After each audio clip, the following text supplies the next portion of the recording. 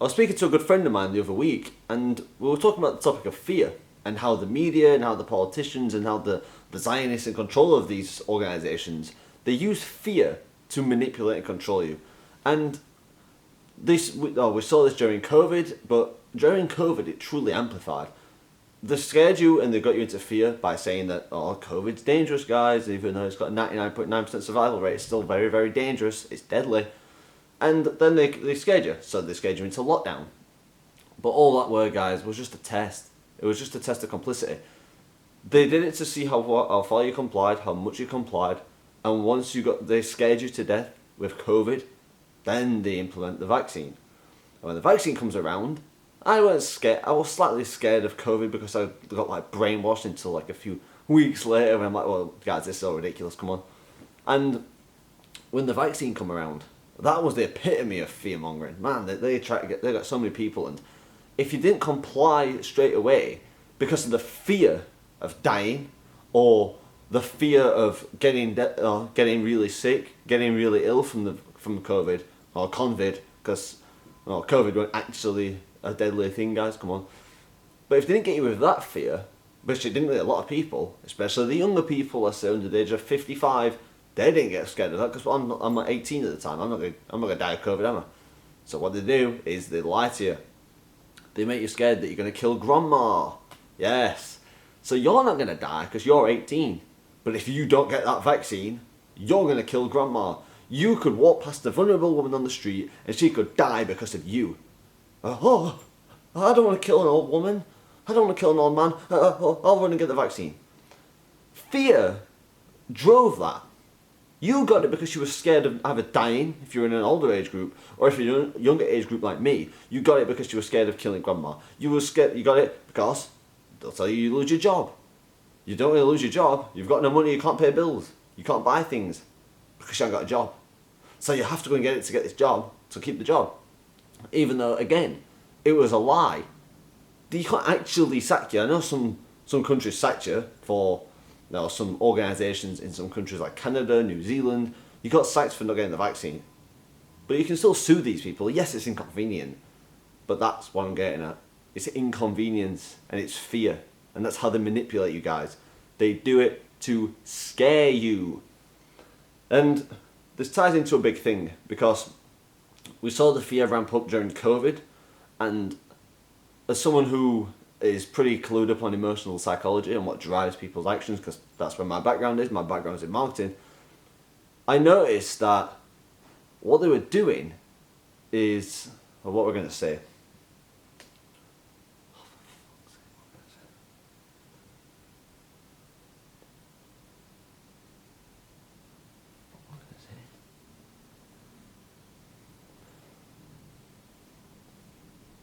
we saw they ramped up the fear during COVID. Now, as someone with an emotional background in psychology and marketing, they weren't scaring you in losing your job, but it's what comes with you losing your job. Like I said, you lose your job, you can't pay your bills.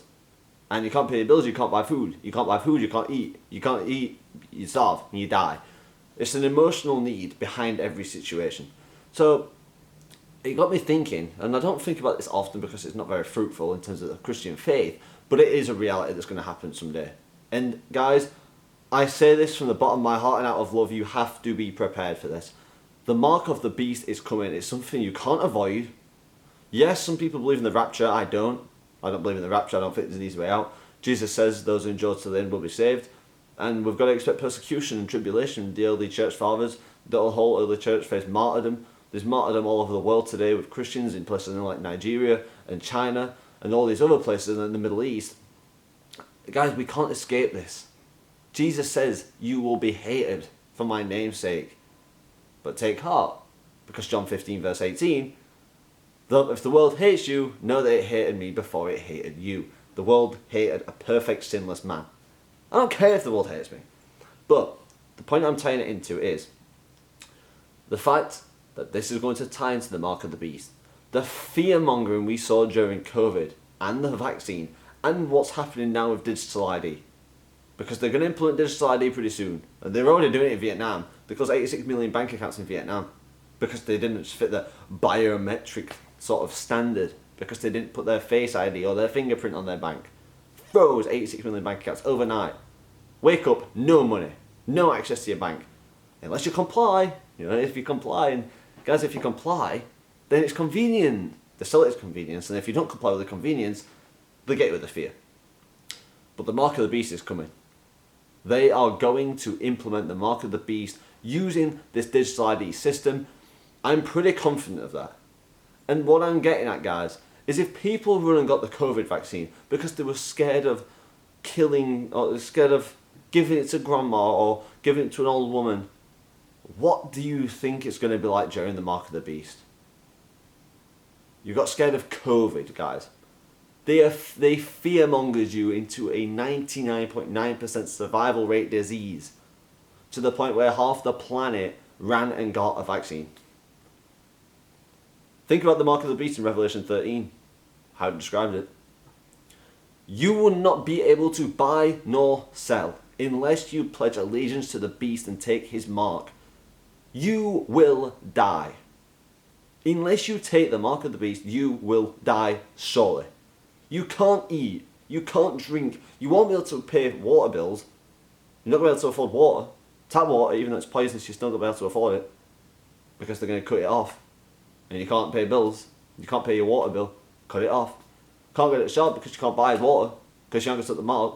You can't sell anything to get some money because you haven't got the mark. You are going to die in a few days or a few weeks from starvation, from either, well, I'm not saying the S word, but ending yourself, from I've dehydration, starvation, any of these things. The mark of the beast, when it comes around, you either die a gruesome death or you take it. And unfortunately, guys, a lot of us aren't cut out for that. Is it going to be difficult?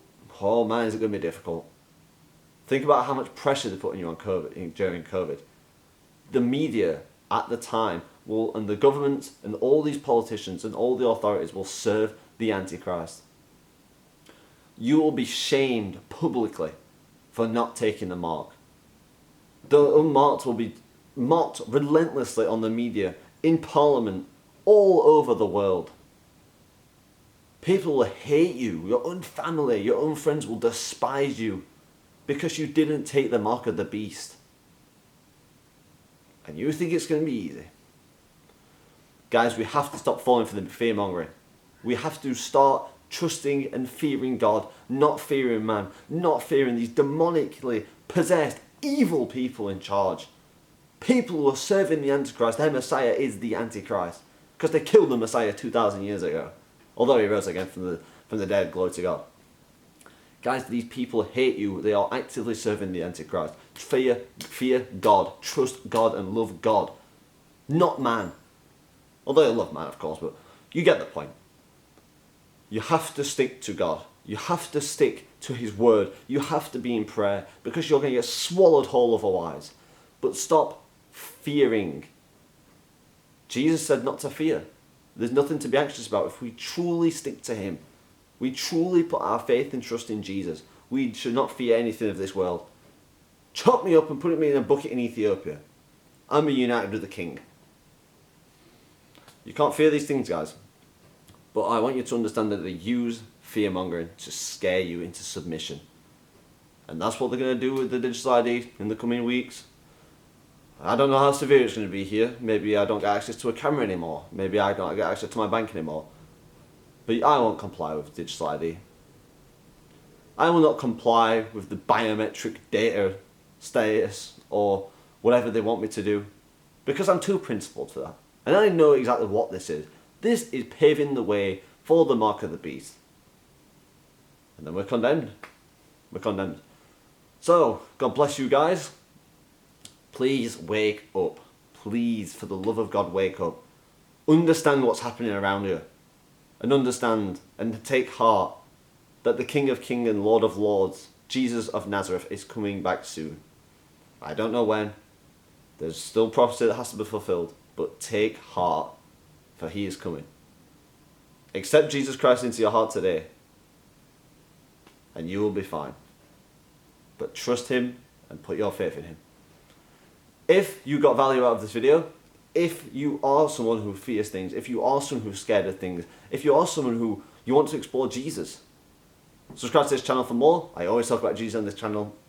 I always speak about growing you as a man and help you not fear things and be more courageous and confident in whatever field you want to take these traits into. So subscribe to this channel for more. Click the Instagram link in the bio, in the description below, or in my channel bio to book a call with me if that's something that you're looking for. If you want more tailored mentoring towards your skill set, feel free to reach out to me on Instagram, and God bless.